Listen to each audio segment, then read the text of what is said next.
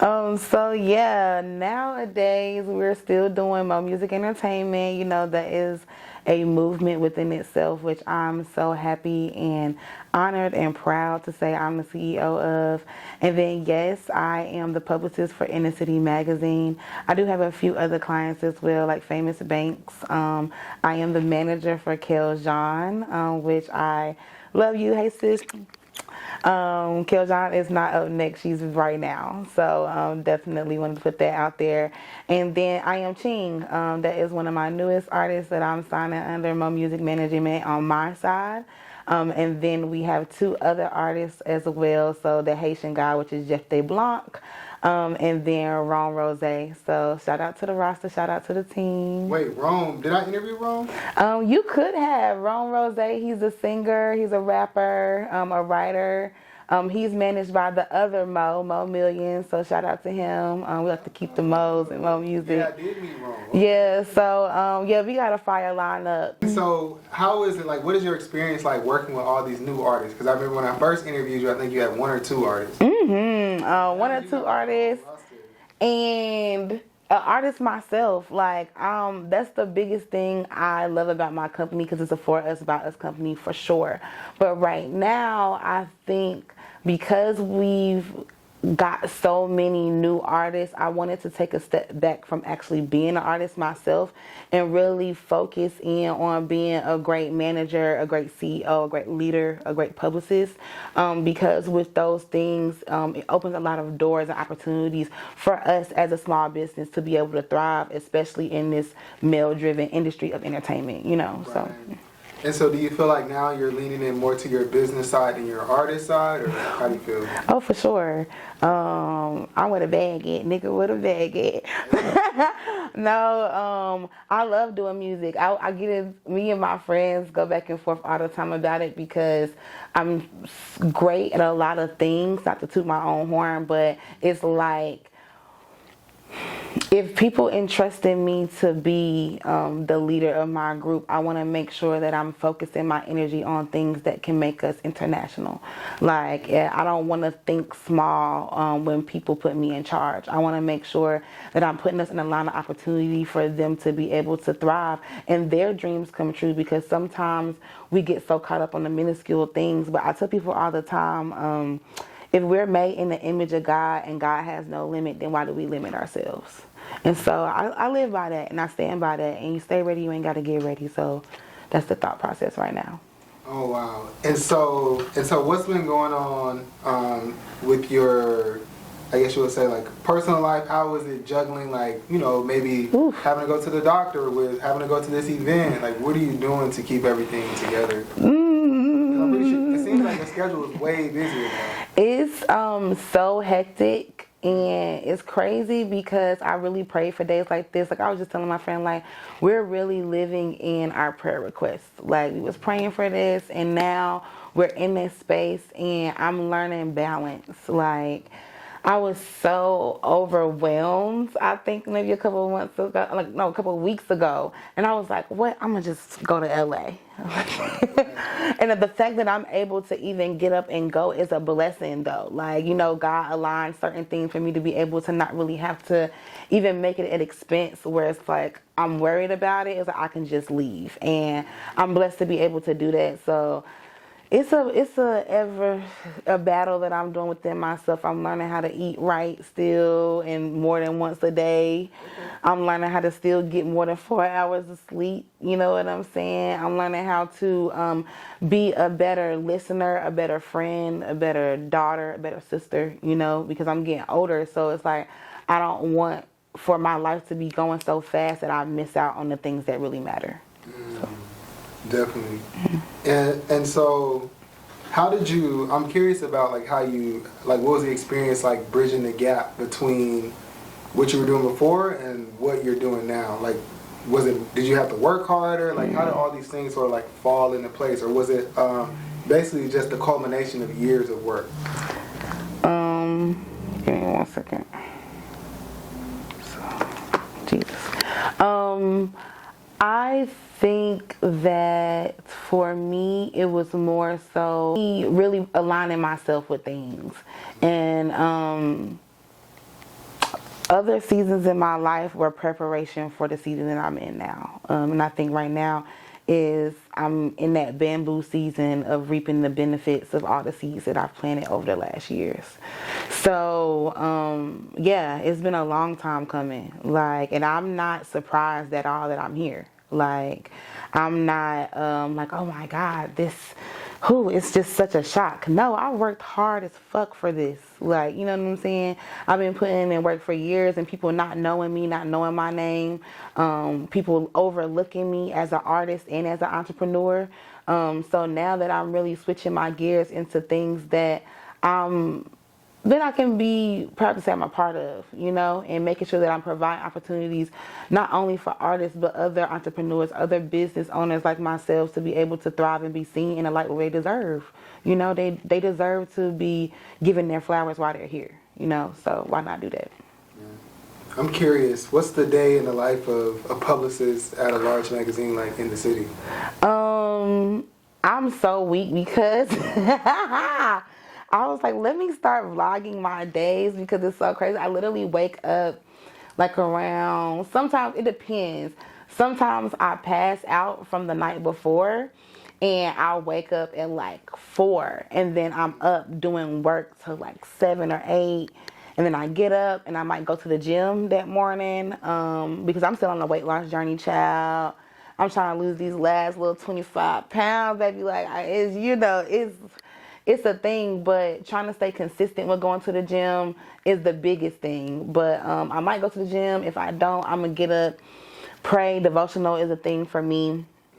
And then I kind of start my work day, like, per se, because in the very morning, I like to get out, like, flyers, EPKs, graphics that I have from like other clients, like marketing clients that I have.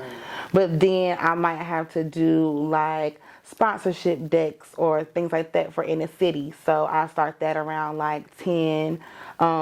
Making phone calls is always a thing. Like I'm waking up and I'm on the phone, like, because it's always an event to do or something going on. Like right now, industry night is coming up, so I'm on the phone with sponsors or vendors or still building my team. So A&Rs and managers is a thing. I'm trying to find me a personal assistant, Jesus Christ.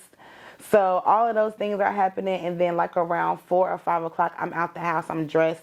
Or sometimes I get dressed earlier in the day if I have consultations with artists, or because I'm not a CEO of a company, but I'm also a publicist for a magazine. So I might have to meet with this artist to do a consultation because they want to become a member for Mo Music, or I might have to go meet with this sponsor because they want to sponsor our next event for Cover Real Real Party. Like, you never know what it's going to be. And then by 4 or 5 o'clock, I don't have probably about 4 or 5 meetings. Don't did lunch with my friend. I eat out so much. Somebody just asking me, how many times a week do you eat out? I'm like, bruh. But I'm a vegetarian too, so it don't take much for me to eat out. Like, I eat like a salad or, you know what I'm saying, some sides, and it'll be like $20 or $30. So that's the best part about me and my expenses with that. And then somebody done invited me to about 5 different events, so I have to choose which event I'm gonna go to. Or, you know, sometimes the value or opportunity at the event is a lot more, you know, worth to me. And then I might do like 1, I might do 3 in one night, or I might just be like, fuck it, I'm going home tonight and I'm going to get me some rest. And I'll go home and work until I pass out and do it all over again. Wait, so sometimes you're doing up to 3 events a night? For sure. What's the most you've done in a night? 4. 4 is the most I've done in a night. But I can do, like, if I'm really in the city, like, yeah, I can do like 6 in a day. But I'll go somewhere and I'll like stay there for like a little hour, get content, and then I'll leave and go to the next place. So I just thank God, because I quit my job like a month ago, and then the same week I put my 2 weeks notice in, I got the publicist job here in the city. And ever since then, I've been on go, and I've been doing things like event coordinating for a wedding that I just got hired for, or doing festivals, or I just got a new event space that I'm partnering with so that we can do actual, like, more events from us, because we are an arts and entertainment company, you know what I'm saying? But we specialize in artist management, artist development. So I want to make sure that we're continuously providing those opportunities for artists. Oh wow, that's amazing. So you mentioned during the interview multiple times about like your faith. How much like how much like what was the role that faith played in your journey so far? Faith is everything to me. Right. Without my favorite one is faith without work is dead. So it's like if you have all of this faith and then you don't do the work, of course it's not gonna happen for you. You know what I'm saying? I try to tell myself preparation and purpose is meeting right now in my life. That's the reason why a lot of things are happening, all because I'm aligning myself with what I've already prepared and the purpose that God had aligned for me. So I'm very like hard on myself sometimes because I grew up in the church, and then I work in a space like entertainment where some stuff can be evil as fuck. You know what I'm saying? Evil, very sexualized. Especially me being a black woman in entertainment. Like people ask me like, "Oh, you want to drink? You want to drink?" I don't drink.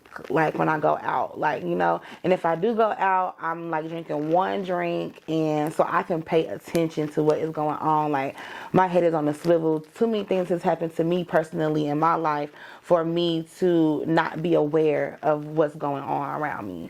So I'm very cautious with things like that, and it's crazy that we as women have to be so on like aware mode, but that's the reason. That's just one of the reasons why I don't drink as a businesswoman. Like to go out, like I make my clients feel comfortable about having one glass, and then after that, I know if I'm going to drink for real, it's because I'm with my friends. I'm getting fucked up. I'm in a comfortable space to do so, you know. But as somebody like this, you just want to make sure that you always are, your head is clear, you know, so you can make sound decisions. Right. And so, as a CEO, how important is it that you are making these sound decisions? I mean, As a female, a woman CEO, because I want to continue with what we were just. because we are a representation of who we say we are. I tell my friends all the time, or just new people that meet me, because they be like, every day you dressed up, every day, like, and I'm like, yeah, it's an aesthetic, and that's a real thing. And shout out to my coach Keith Andre, my artist development coach who changed my life. He taught me that it's like no matter where you are, it's like you have to be on point, because we live in a space and time where you can run into anybody. You can go to the gas station and run into T.I. You can go down the street and run into, you know what I'm saying, Bobby Brown, anything, you know what I'm saying? And so you should be on point at all times.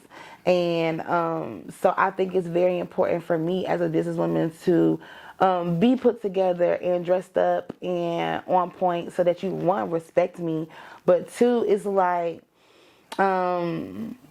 we dress for the job that we say we want, you know? And if I say I'm a CEO, like you don't see no CEOs walking around here that's not put together or not, you know, in this persona of things. And as I'm getting older, I just want to make sure that I'm living up to the expectations that I set for myself, not the ones that people set for me.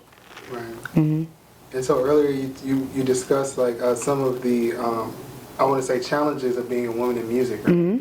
So do you still feel those same challenges as like a boss or a CEO? You get what I'm saying? Like you still feel the same challenges as someone who maybe like your assistant or. Of course, because it's just a different level of things. Like, you got to think about it when you're on the level of a worker, you know what I'm saying? You're going to deal with worker issues and worker problems. When you're on the level of a boss, you deal with the real stuff. I deal with the phone calls after the event. And, you know what I'm saying? The bills that come when other people aren't doing their part. Or, you know, it really costs to be the boss out here. And I just thank God that I'm in a space to be able to mentally handle those things. But sometimes it's hard. It's hard to, because we so used to being workers, and then we get into a space of being a boss. And it's like, wow, like, this is what niggas really have to deal with. Like, having 15 people under me as a team is like, and I have to deal with everybody's personalities, because then I've hired people that are bosses within their own right because they're expert within what they do.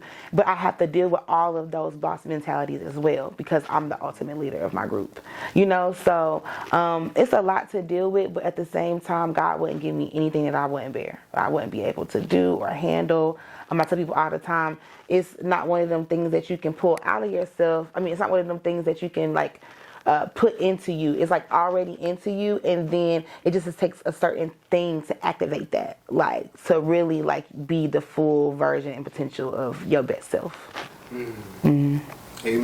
Amen. And so I wanna circle back to Mo Music. So for the artists watching who may be interested in joining Mo Music, sure. What does it take for them to be chosen? It's more so, I feel like I have that eye for things. Like, I can see an artist on tour when they're letting me listen to their music. I can see the video of a visual when we're in the studio. I can see 10 steps ahead. So, but without hard work and talent, you know what I'm saying, it takes a lot of those two things to be a superstar. And it also takes likability. You can work as hard as you want to. You can make great songs, but if you're an asshole, you know what I'm saying, nobody wants to deal with that. Nobody wants to be on set with you for 8 hours if you just gonna be shady the whole time, or it's a level of finesse it takes to be a real superstar out here. And so to me, I'm very observant with any artist. I'll talk to you, but my I listen to your music, I look at your page. All of that is a resume for me. Like how you put yourself out there on Instagram, on Facebook, on Twitter is a big thing, because as a company that's just starting, I can't be out here connecting myself to somebody that goes on rants every 2 days because they upset about something. Then what if you get mad at me? You know what I'm saying?